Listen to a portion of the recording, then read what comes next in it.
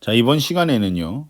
수열의 의미, 수열이 뭔지 그런 거에 대한 개념 정리를 간단하게 하려고 하는 거고요. 뭐 어려운 얘기는 없을 것 같습니다.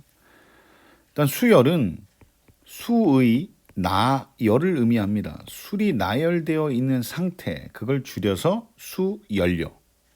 뭐 예를 들면 뭐 1이 있고요.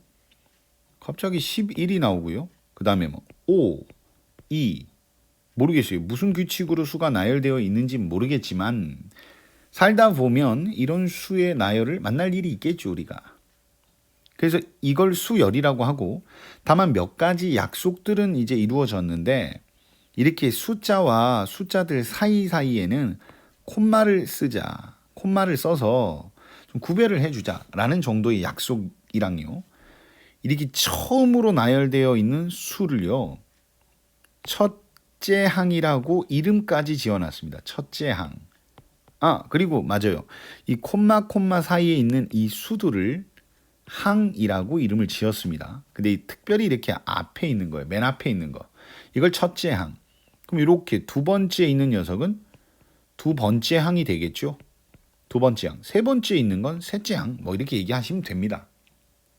근데 이거를 수학 기호로 쓸 때는요. A라는 표현을 쓰고요.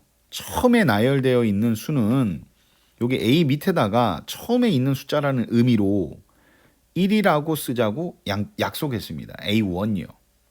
그럼 두 번째 있는 수는 A2라고 적으면 되겠죠. 세 번째 있는 5 같은 건 A3요. 물론 콤마는 이렇게 써야겠죠. 그리고 우리가 로그에서도 뭐 밑에 있는 상용 로그는 뭐 수를 생략하기도 하고 루트에서도 제곱근 같은 건 2를 생략을 막 하죠. 여기 2라고 안 쓰잖아요. 이렇게. 그런 것처럼요. 초항은요. 2를 쓸 때도 있고요. 2를 안 쓰고 그냥 A라고만 쓸 때도 있습니다. 물론 그럴 때는 첫째 항이 A라는 표현이 일반적으로 나오기는 하는데 뭐 이렇게 A라고만 나오면 그냥 첫째 항을 얘기한다라는 것도 좀 알아두십시오. 아무튼 그런데요. 그 다음에 제일로 중요한 게 뭐냐면 이렇게 수가 나열되어 있을 때 막 흘러가다 보면 n번째 항이 있는데 n번째 어떤 수가 적혀 있겠죠. 뭔지 몰라도 당연히 수학 기호로는 an이라고 쓸 거고요. 우린 이거를 뭐라고 부르냐면 얘를 일반항이라고 얘기를 합니다. 얘가 일반항이란 녀석이에요. 일반항이 수열에서는 엄청 중요합니다. 그럼 일반항이라는 게 뭔지 지금은 이렇게 수가 막 나열되어 있다 보니까 무슨 규칙성이고 뭐고 잘 모르겠는데요. 그러면 한번 수를 우리가 규칙성이 추정되는 걸로 한번 깔아놓고 한번 얘기를 해볼게요. 그럼 얘가 수가 나열되어 있는데 뭐 2, 4, 6, 8 이런 식으로 나열이 됐대요. 그러면 뭐 예를 들어 A3이 뭐예요? 라고 물으면 세 번째 항을 의미하는 거죠. 그럼 첫 번째, 두 번째, 얘가 세 번째니까 여러분은 6이라고 말씀하시면 되겠죠. 이런 거요. 근데 일반항이라고 하는 건 n번째 항을 물어보는 거니까 an이 뭔지를 얘기를 해야 돼요. 그러면 이렇게 수가 나열되어 있는데 예를 들어 옆짝이 세 번째 항은 6인 건 알겠는데 적혀 있으니까 12번째 항은 뭐니? 라고 물어보시면 여러분은 뭐 발견하신 분은 그거 24야 라고 말씀해 주실 거고 아직 규칙성이 발견 안 된 분은 대답을 아직 못할 수도 있죠. 그러면 또 조금 있으니까 또 그 친구가 다시 와서 이번에 100번째 좀 알려줘. 그러면 그거는 200이야 하고 친절하게 알려줬는데 다시 와서 또 물어보면 엄청 귀찮죠. 그래서 이럴 때 이렇게 메모를 해줘도 될 것 같아요. 이렇게요. 이렇게. 이거 공식 알려줄 테니까 여기다가 대입해. 네 100번째 궁금하면 100 넣으면 되고 12번째가 궁금하면 12를 넣으면 돼. 이렇게 얘기하면 되겠죠. 그러면 다시 물어보지 않겠죠. 이게 바로 일반항의 위력입니다. 위력. 일반항을 구할 수 있으면 수가 나열되어 있을 때 몇 번째 항이든 그냥 금방금방 구할 수 있는 거예요.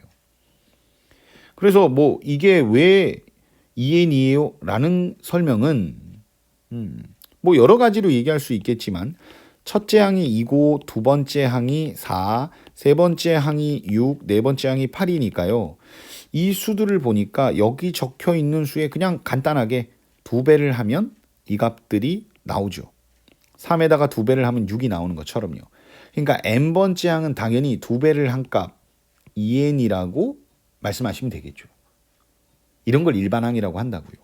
한 가지 예만 더 들어볼게요. 여기서 되게 심각하게 고민하실 필요는 없어요. 잘 이해가 안 가도 일단 출발하시면 됩니다. 3분의 1,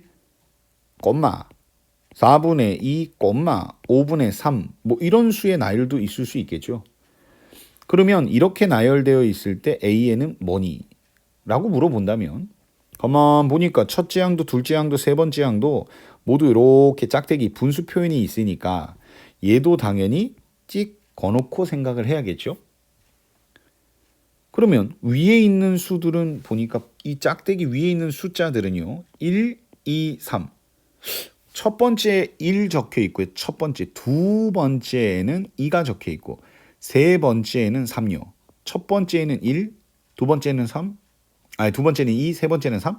그러면 n번째에는 뭐가 적혀 있겠냐고요. n번째에는 n이 적혀 있겠죠. n. 그리고 밑에 거는요. 하나씩 커지고는 있는데 그렇게 분석하는 것보다는 위에 있는 숫자보다 그냥 위에 있는 분자의 숫자보다 분모의 숫자가 정확히 2가 더 크네요. n번째 항의 분자가 n인 걸 알았다면 분모는 n 플러스 2가 되겠죠. 이렇게. 처음 이런 걸 좀 적어 나가는 게 어려울 수 있어요. 그래서 등차 수열만 좀 갖다 놓고 또 공부해 보고 그게 좀 정리되면 등비 수열 가지고 또 연습해 보고 그러다 보면 여러 가지 기타 등등의 수의 나열도 규칙성을 발견할 수 있겠죠. 그런 공부를 하려는 거고요. 근데 하여튼 이렇게 AN을 구하면 뭐가 좋냐면 다시 한번 말씀드리지만 A가 징그럽게 생겼네요. A 예를 들어 17, 17번째 수는 뭘까를 고민도 안 하고 대답할 수 있다고요. n에다가 17을 넣기만 하면 되니까 19분의 17이라고 대답할 수 있겠죠. 이게 바로 일반항의 위력이고 이 일반항을 어떻게 하면 잘 구할 수 있을지 그 공부를 이제 다음 개념 강의부터 출발하는 거죠. 우리가. 이상입니다.